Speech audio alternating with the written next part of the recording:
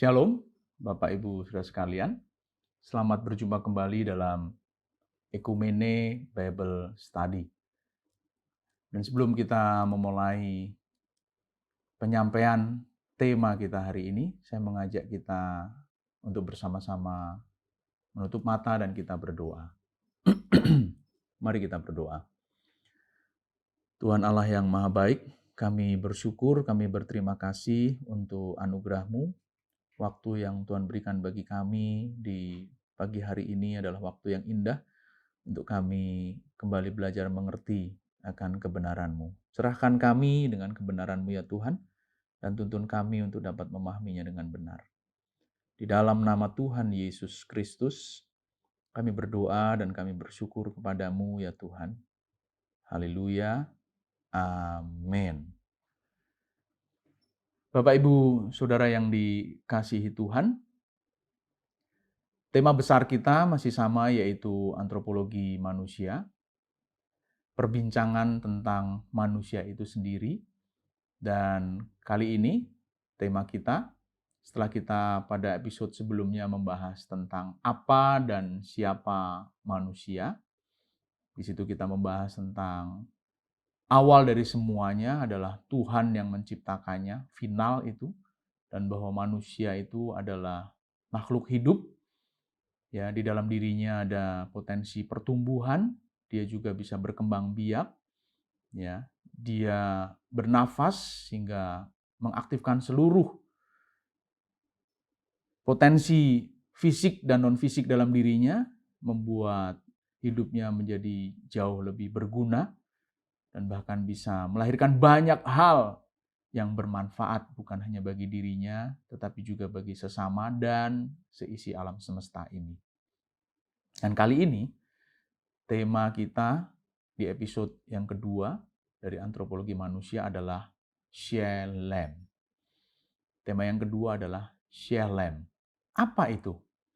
Nah, manusia seperti yang pada bagian akhir di episode pertama kemarin saya mengutip sekilas tentang keistimewaan manusia, bahwa manusia itu diciptakan segambar dan serupa dengan Allah, Sang Pencipta itu.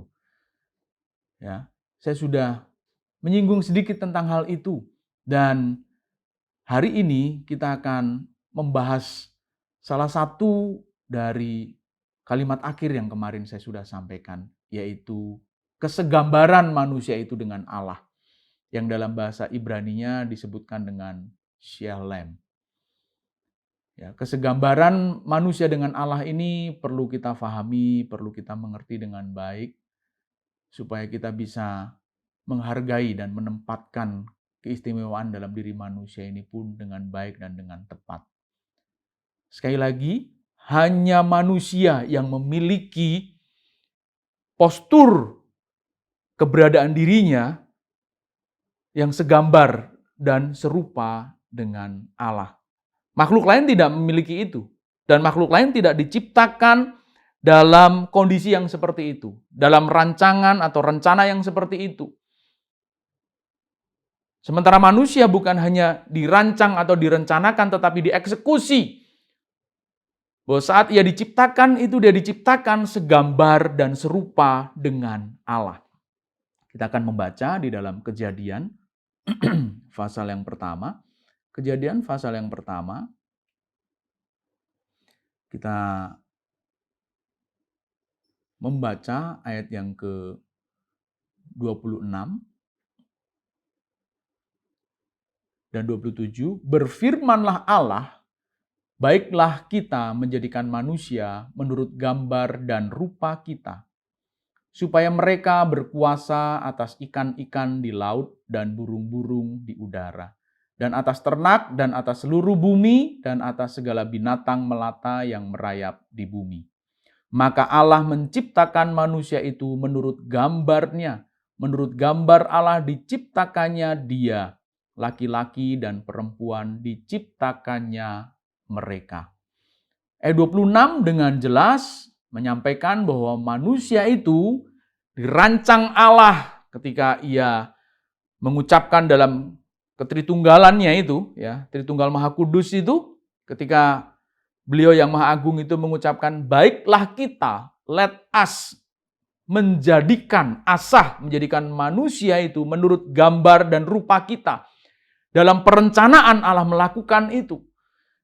Dalam diskusi yang Maha Agung itu, ya, antara Bapa, Anak, dan Roh Kudus, Tritunggal Kudus yang Maha Esa itu, terjadilah sebuah diskusi di antara mereka bertiga itu, tiga pribadi yang ada di dalam satu institusi ilahi, ya, yaitu Allah itu sendiri. Lalu di dalam diskusi itu diputuskanlah bahwa, wah Pak, kok berlebihan, kok seolah-olah itu diskusi. Ya, sebuah tafsir bisa menjelaskan itu bahwa ketika Allah berkata, baiklah kita, itu mewakili sebuah proses diskusi yang mungkin terjadi di antara Tritunggal Allah Maha Kudus itu. Dan itu sebuah keindahan justru. Betapa luar biasanya manusia diciptakan dalam sebuah perencanaan yang luar biasa. Sebelum diciptakan, Allah Tritunggal mendiskusikan itu baiknya seperti apa ya. Dan ketika diskusi itu menghasilkan sebuah keputusan yang dihasilkan adalah bahwa Allah Tritunggal itu menetapkan untuk satu makhluk ciptaan ini, ya, yang bernama manusia ini diciptakan menurut gambar dan rupa Allah itu sendiri. Lalu Allah melakukan tindakan asah itu, membentuk sebenarnya, menjadikan. Sementara kata lain yang bisa digunakan untuk menciptakan adalah bara. Nah, bara ini mewakili seluruh ciptaan, bahwa seluruh ciptaan itu, ya, diciptakan. Pada episode sebelumnya saya sudah menjelaskan, ya, creatio ex nihilo, diciptakan dari sesuatu yang tidak ada menjadi ada, dan sekarang ada. Seluruh ciptaan seperti itu. Tetapi ketika proses itu dilakukan, kata asah itu digunakan, ya, membentuk, menjadikannya itu, bicara tentang prosesnya. One by one, satu persatu, termasuk manusia, ya, dan ciptaan-ciptaan yang lain pun dalam prosesnya, kata membentuk atau menjadikan yang dalam bahasa Ibrani-nya digunakan kata asah itu digunakan supaya ada sebuah kekasan dan kekhususan. Tetapi asah yang satu ini yang digunakan bagi manusia ada sebuah proses yang jauh lebih khusus, jauh lebih istimewa. Ketika apa tadi? Ada sebuah diskusi dan perbincangan antara tiga pribadi Allah dalam Tritunggal Maha Kudus itu. Dan luar biasa itu. Ya, kata asah digunakan, tetapi asah yang digunakan di sini dalam korelasi, ya, dimulai dengan sebuah perbincangan, perencanaan, diskusi yang matang. Ya, dan asah lebih istimewa lagi, bahwa hasil keputusannya menetapkan manusia itu diciptakan segambar dan serupa dengan Sang Penciptanya. Makhluk lain tidak memiliki itu dan tidak direncanakan seperti Allah merencanakan penciptaan manusia. Yang lain direncanakan juga karena day by day, hari demi hari itu penciptaannya tidak hanya satu hari, bahkan tidak hanya sekedar 1 detik lalu terjadi, tidak. 6 hari semua proses penciptaan. Manusia hanya di hari ke-6 saja. Sementara benda-benda mati yang lain yang juga berguna bagi isi alam semesta ini, saya sudah menjelaskan di episode sebelumnya, dan makhluk hidup atau benda hidup yang lain itu diciptakan pada hari-hari berikutnya, berurutan. Ini mewakili sebuah perencanaan. Nah, khusus di hari ke-6 proses perencanaannya sangat berbeda. Luar biasa. Dan dari sini kita juga belajar sebenarnya bahwa perencanaan itu penting. Allah yang Maha Kudus, Maha luar biasa, Maha kuasa saja melakukan proses perencanaan dengan matang. Manusia kok belagu, nggak merencanakan. Bodoh sekali. Sok tahu, sok pinter, sok hebat. Padahal dia bukan siapa-siapa. He or she just a creation. Hanya sebuah ciptaan. Salah satu ciptaan bahkan, bukan seluruh ciptaan. Manusia itu hanya salah satu ciptaan. Nah, kok sombong? Hajar bleh urusan belakangan. Nah, itu mah belagu, kata orang Jakarta. Harusnya tidak seperti itu. Ini menjadi salah satu bagian lain, ya, teladan hidup yang harus kita miliki. Nah, tadi perencanaan itu menghasilkan bahwa manusia segambar dan serupa dengan dirinya, dengan Allah. Nah, dua unsur ini yaitu segambar dan serupa, hari ini akan kita bahas kesegambarannya. Shelem dalam bahasa Ibraninya. Apa sih arti dari Shelem ini? Shelem itu arti dalam bahasa Inggrisnya phantom, a phantom, shadow, or vision. Jadi bayangan dari Sang Pencipta. Jadi harusnya ketika melihat manusia, itu makhluk lain atau manusia lain bisa melihat bayangan tentang siapa Allah itu sesungguhnya. Ini menjadi sebuah insight berikutnya. Ya, sebuah pembelajaran lain yang harus kita cermati. Kalau kita tidak bisa menunjukkan bayangan tentang Allah, ada kegagalan dalam hidup kita. Ya, tapi mari ini kita sisihkan terlebih dahulu, walaupun jangan dilupakan, ini harus diingat. Tetapi kita akan membahas dulu shadow, phantom. Ya, Allah berharap ya ketika manusia ini diciptakan, ya itu bisa ditemukan bayangan atau phantom, shadow itu. Fashionnya Allah itu ada di dalam diri manusia. Ya. Nah, kalau bicara phantom, shadow itu kan ibarat kata bentuk buramnya. Nah, kalau berbicara bentuk buram, manusia punya istilah dan kita punya istilah dalam hal teknis itu apa yang disebut dengan blueprint. Manusia itu seolah-olah sebenarnya sebagai blueprintnya Allah. Kalau kita membangun sebuah bangunan atau gedung atau membuat sebuah karya cipta tertentu, biasanya kita kan gambar dulu nih.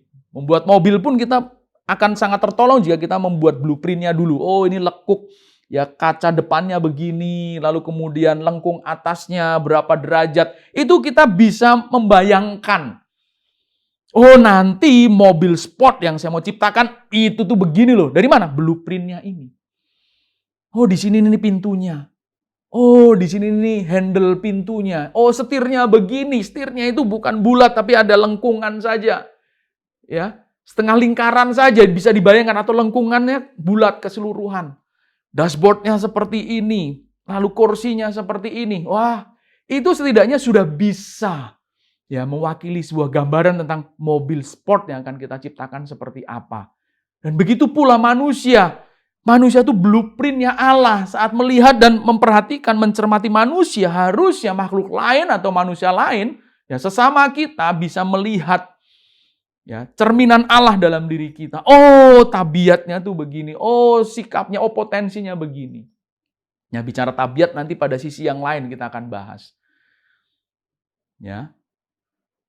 Dan kali ini, Shelem itu sebenarnya bahasa lain dari blueprintnya Allah itu ini loh. Nih, manusia ini blueprintnya Allah. Pintunya bagaimana?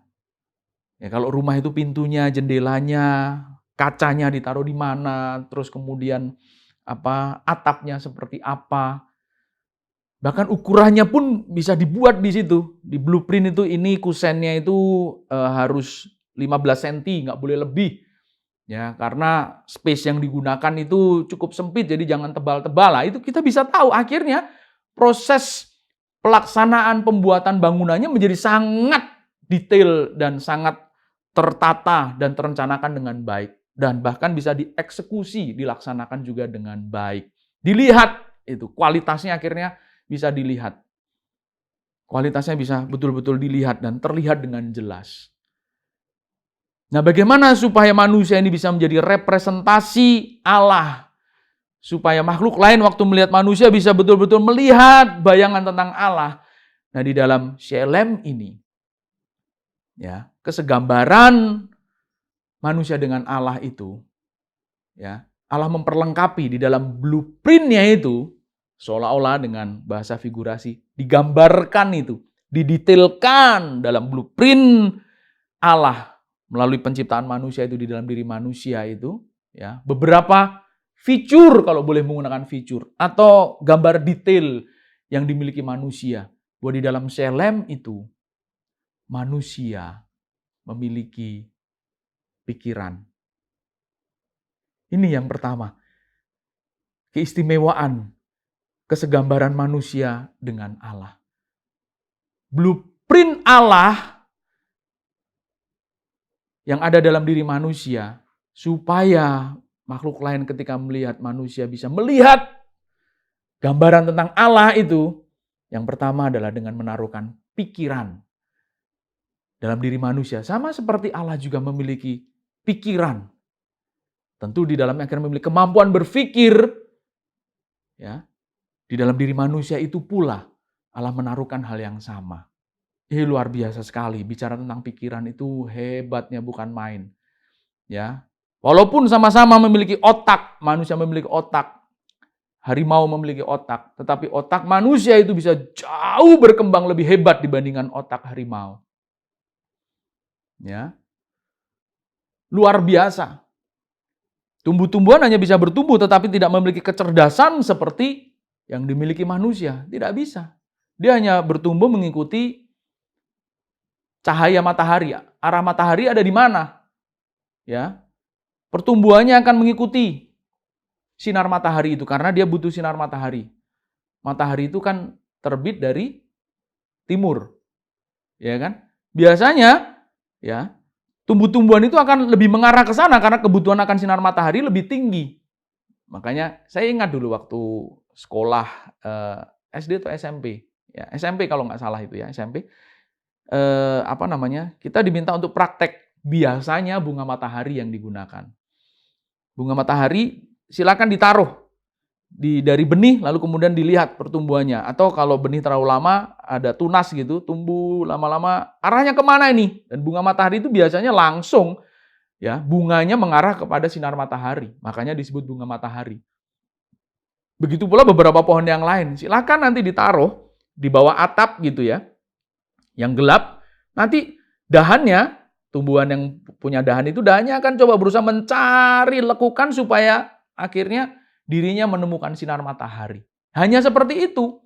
Tidak bisa mengembangkan lebih jauh dari itu. Tetapi manusia bukan hanya sekedar butuh lalu kemudian mencari matahari lalu selesai. Tidak, mengembangkan supaya dapat matahari, energinya bisa disimpan, dikembangkan banyak hal.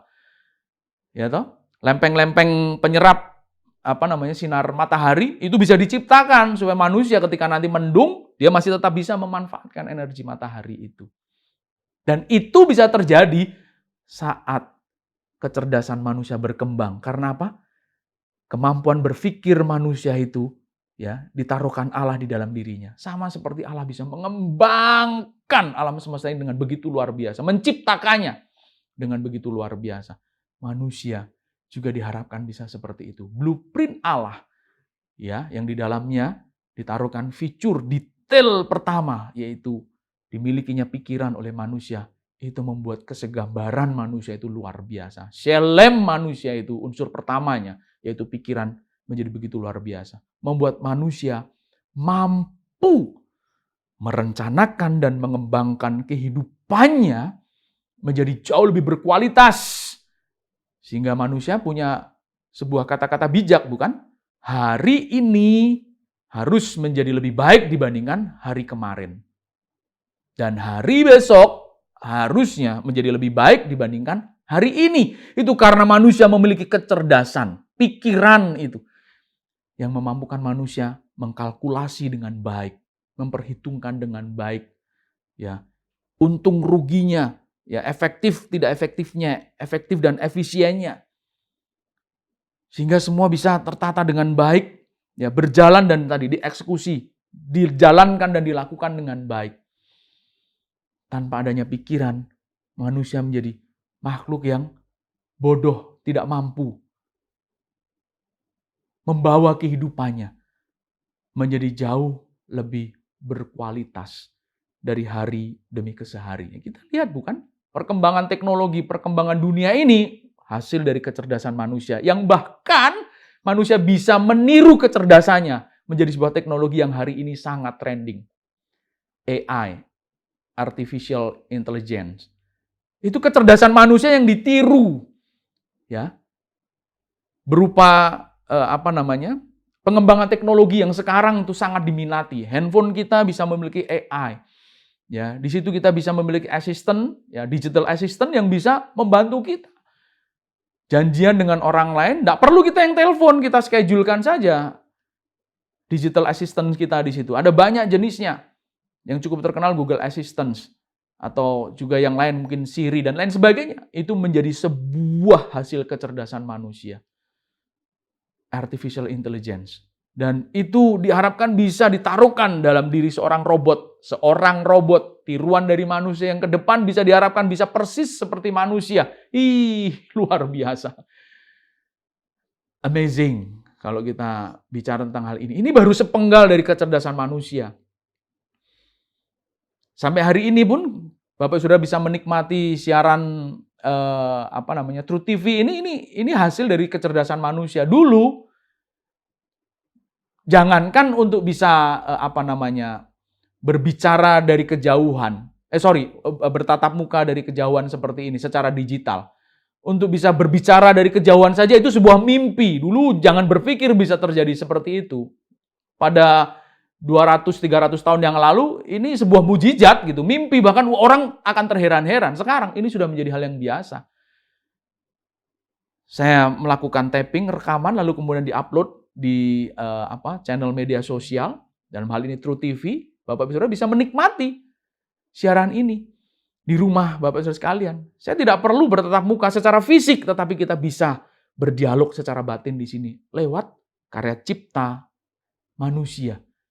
Berawal dari anugerah Tuhan, berupa kecerdasan, pikiran yang dimiliki oleh manusia. Oleh sebab itu kembangkan. Jangan bodoh. Jangan bodoh di situ bukan sok pinter. Kembangkan ini supaya maksimal. Berdaya guna dan berhasil guna bagi diri kita dan juga sesama kita. Nah itu baru pertama loh. Yaitu pikiran. Yang kedua adalah perasaan. Dengan perasaan ini membuat manusia mampu mempertimbangkan apa yang baik bagi dirinya, ya, apa yang baik bagi dirinya, orang lain, dan juga makhluk lain yang ada di sekitarnya. Manusia menjadi jauh lebih bermartabat, bukan hanya sekedar cerdas, berkualitas hidupnya secara fisik, tetapi bermartabat. Di sini perbedaan keunggulan manusia dengan binatang. Jangan cerdas demi makan teman, demi menghabisi teman, menghabisi sesamanya, tetapi cerdas dengan kepedulian. Itulah perasaan. Dengan perasaan kita bisa menjadi makhluk yang peduli.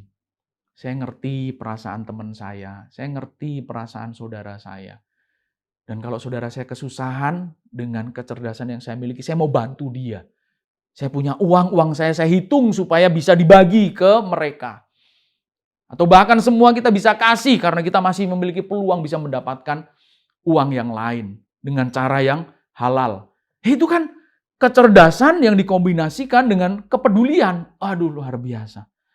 Dan harusnya manusia menjadi makhluk yang seperti itu.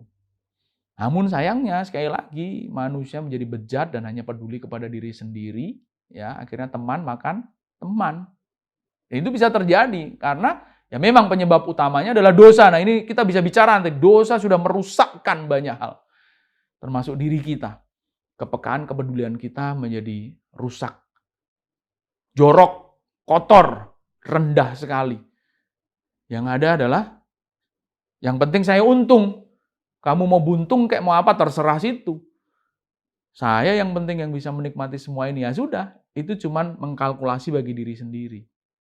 Tidak bisa mengkalkulasi bagi sesama, dan bahkan tanggung jawab manusia itu bukan hanya kepada sesamanya loh. Seisi alam semesta ini ada di dalam tanggung jawab manusia. Siap? Siap nggak siap? Harusnya siap. Manusia itu punya tanggung jawab sehebat itu. Bukan hanya seberat itu. Sehebat itu. Nanti pada bagian berikutnya kita akan bicara. Sehebat itu. Tuhan berkata, taklukkanlah itu. Have dominion itu. Nanti kita bahas pada episode berikutnya. Tapi indah ini menyadarkan kita. Dengan pikiran manusia menjadi cerdas dan hidupnya lebih berkualitas. Dengan perasaan manusia menjadi makhluk yang peduli hingga akhirnya bermartabat. Memikirkan anak, istri, suami, saudara, mertua, menantu, tetangga, ya toh, warga sekitar, bangsa, wah sampai seluruh umat manusia, mampu manusia itu berpikir untuk itu. Namun sayangnya tidak mampu tadi karena dosa dan kebebalan hati manusia itu sendiri. Dia bisa memberi pengaruh kepada seluruh umat manusia, bahkan seisi dunia, seisi alam semesta ini bisa dikembangkan. Jika tidak, maka sebenarnya ada proses yang bantet, stagnan di situ. Setiap kita punya potensi itu, Bapak Ibu Saudara sekalian. Mari kita kembangkan. Nah, itu baru 2 unsur. Nah, unsur yang terakhir adalah kehendak. Dengan kehendak, manusia itu menjadi pribadi yang berani mengambil keputusan. Ini yang aku ambil keputusannya. Loh, lalu hubungannya apa, Pak? Dengan yang pertama dan kedua? Hubungannya sangat erat. Ya, dengan adanya kehendak, manusia tidak hanya sekedar mampu mengkalkulasi, mempertimbangkan. Mengkalkulasi, mempertimbangkan. Nggak selesai-selesai itu urusan. Kalau hanya mengkalkulasi, mempertimbangkan. Mengkalkulasi, mempertimbangkan. Lah kapan diputuskan? Ya atau gantung terus itu. Bahasa anak-anak muda sekarang itu di PHP-in terus gitu. Ya pemberi harapan palsu, dikalkulasi, dipertimbangkan. Kalkulasi pertimbangkan. Kapan itu putusannya, Pak? Ya toh? Dengan adanya kehendak manusia dikalkulasi, dipertimbangkan, dikalkulasi pertimbangan, nah putuskan. Baik, tidak baik, kita harus ambil keputusan ini. Karena apa? Resiko itu harus kita persoalan ini harus kita selesaikan. Kalaupun resiko itu diselesaikan mengandung resiko itu juga harus berani kita pikul. Nah, yang kedua, dengan kehendak itu bukan hanya sekedar manusia menjadi makhluk yang berani mengambil keputusan. Yang kedua, manusia menjadi makhluk yang berani bertanggung jawab. Ini indikator sebagai makhluk yang bertumbuh dewasa. Tadi, bukan hanya bertumbuh secara fisik, namun batinnya bertumbuh. Mengalami pertumbuhan kedewasaan, bahkan di situ mewakili pertumbuhan iman. Berani berkeputusan. Memang sulit, tetapi disitulah keluar biasaan manusia. Berani mengambil keputusan. Siap diambil keputusannya. Resikonya, karena aku manusia yang dewasa, aku siap menanggung beban resiko yang harus aku pikul. Wah, itu baru hebat. Kalau ambil keputusan lari dari tanggung jawab, itu bukan manusia. Itu baru belajar jadi manusia. Dan memang proses belajar manusia itu seumur hidup. Tapi kalau kita sudah akil balik, harusnya kita sudah berani untuk melakukan itu. Kalau enggak belajar lagi, terus belajar lagi. Ya, luar biasa, indah sekali. Kalau menggunakan bahasa yang agak hiperbolis, dahsyat sekali manusia itu. Ciptaan yang merupakan mahkota dari seluruh ciptaan yang lain. Kesempurnaan ciptaan itu ada dalam diri manusia. Dia memiliki kemampuan berpikir sama seperti yang dimiliki oleh Allah. Dia memiliki perasaan sehingga dia bisa mempertimbangkan mana yang baik, mana yang benar, mana yang berkenan, dan bahkan sempurna dalam pandangan mata Allah. Dan dia berani mengambil keputusan dan siap bertanggung jawab apapun yang menjadi resiko atas setiap keputusan hidupnya. Bukankah itu kenyataan yang diharapkan bisa dibuktikan dalam diri dan kehidupan manusia? Itulah intisari dari Shalem, bahwa manusia menjadi blueprint Allah, supaya makhluk dan sesamanya bisa melihat citra, shadow, phantom, gambaran Allah di dalam dirinya. Dan saya berharap kebenaran hari ini yang disampaikan kepada Bapak Ibu sekalian bisa mencerahkan iman percaya kita, meneguhkan dan menguatkan perjuangan kita mengiring Tuhan. Dan sebelum mengakhiri perjumpaan kita kali ini, mari saja kita berdoa. Mari kita berdoa. Bapa Allah yang Maha Baik, kami bersyukur jika kali ini Tuhan menyadarkan kami betapa luar biasa dan istimewanya manusia. Ajari kami untuk menghargainya, mengembangkannya, dan mengembalikannya semua bagi kemuliaan nama Tuhan. Supaya banyak orang, makhluk lain dan semua umat manusia bahkan seisi alam semesta melihat bahwa sungguh diri kami adalah gambar Allah. Citra Allah yang sejati. Terima kasih ya Tuhan, di dalam nama Tuhan Yesus Kristus, kami berdoa dan bersyukur kepadamu. Haleluya. Amin.